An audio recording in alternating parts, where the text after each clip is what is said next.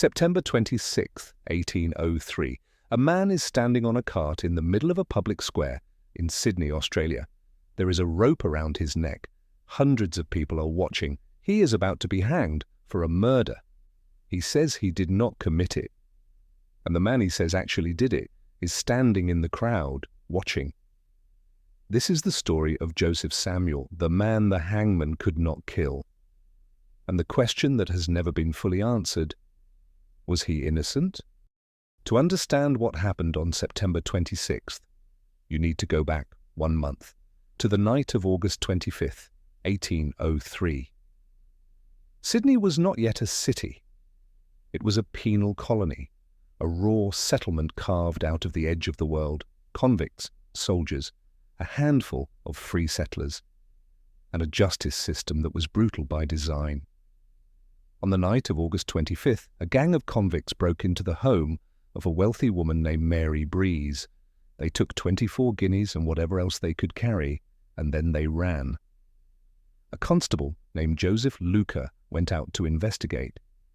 By morning, his body was found by the side of the road. He had been beaten to death. A bloodied wheelbarrow wheel lay beside him, and the hilt of his own cutlass was buried in his skull.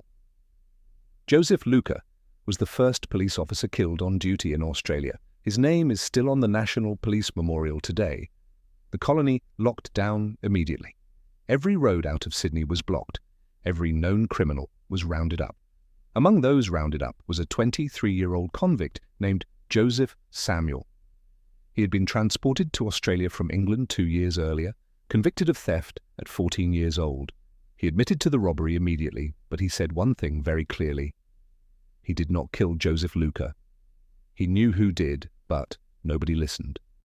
The trial moved quickly. This was colonial justice in 1803. There was no lengthy legal process. There was a dead police officer, there was a gang of convicts, and there was pressure to hang someone. Samuel pleaded guilty to the robbery. He maintained his innocence of the murder. But in the cell before the trial, something happened that would matter later. Samuel spoke to another prisoner, a man named Isaac Simmons. They spoke in Hebrew, and Samuel told the court that in that conversation, Simmons had confessed to killing Luca. Not Samuel, Simmons. Nobody believed him. The court found Samuel guilty. The sentence was death. The date was set for September 26, 1803, 1 day after the trial ended. The colony did not believe in waiting. September 26, 1803, 9:30 in the morning. Joseph Samuel was brought to the public execution ground at Parramatta. Hundreds of colonial townspeople had gathered. There was no trap door, no calculated drop. The condemned man was placed on a cart, a rope was put around his neck, and a horse was driven forward, pulling the cart away, leaving the man to strangle slowly. The rope they used was made of 5 cords of hemp, twisted together. It could hold 1,000 pounds without breaking. The executioner placed the rope around Joseph Samuel's neck. The horse was driven forward, the cart moved, and the rope snapped. Samuel dropped face first to the ground. The executioner said nothing. He prepared a second rope, also made of 5 cords of hemp. He placed it around Samuel's neck, forced him back onto the cart, and drove the horse forward again. This time the noose slipped. It came loose from Samuel's neck entirely as the cart moved away. He dropped to the ground again, alive, for the second time. The crowd was no longer just stirring. They were shouting, calling for Samuel to be freed. The executioner said nothing. He prepared a third rope, placed it around Samuel's neck, checked the knot, checked it again, drove the horse forward, and the third rope unraveled completely. Samuel dropped to the ground for the third time, alive for the third time. The crowd went into a frenzy.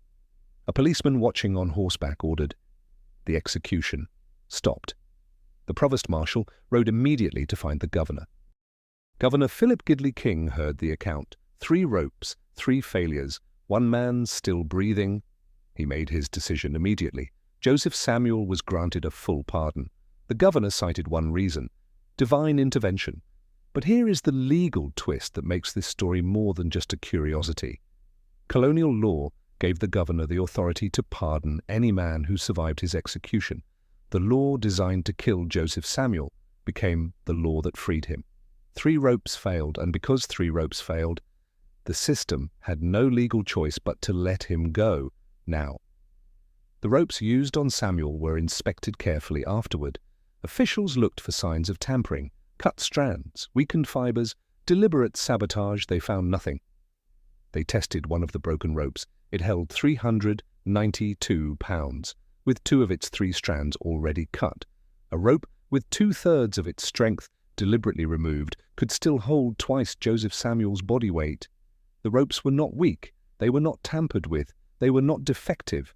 Nobody has ever explained why they failed. And then there is Isaac Simmons, the man Samuel had accused in Hebrew, in the cell. The man who, if Samuel was telling the truth, had watched 3 ropes fail to kill the man taking the blame for his crime. Shortly after Samuel's pardon, new information came to light about the murder of Joseph Luca. Isaac Simmons was arrested, tried, convicted, and sentenced to hang. The executioner placed the rope around Isaac Simmons's neck. The horse was driven forward, and the rope held. Simmons was dead within minutes. The same execution ground, the same method, the same type of rope. One man's rope broke 3 times, another man's rope held on the first attempt. The colony had no explanation for that either.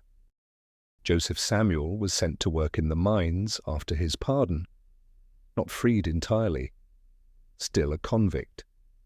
Still serving his original sentence, but alive. 3 years passed. In 1806, Samuel and 7 other men got into a boat and sailed away from the colony. They were trying to escape, but the ocean had other ideas. The boat sank. All 8 men were presumed drowned. Joseph Samuel's body was never recovered. The man who survived 3 ropes was swallowed by the Pacific Ocean without leaving a trace. No grave, no death record, no final documented moment. He simply was not there anymore. Here is what we know. Joseph Samuel survived 3 ropes that should not have broken. Isaac Simmons, the man Samuel accused of the actual murder, was later convicted of that murder. His rope worked. The ropes used on Samuel showed no weakness when tested. No explanation was ever found. I want to know what you think in the comments right now. Do you believe Joseph Samuel was innocent of the murder, or do you believe 3 ropes simply failed and a guilty man walked free because of it? Subscribe to Dark Archives. We will find out.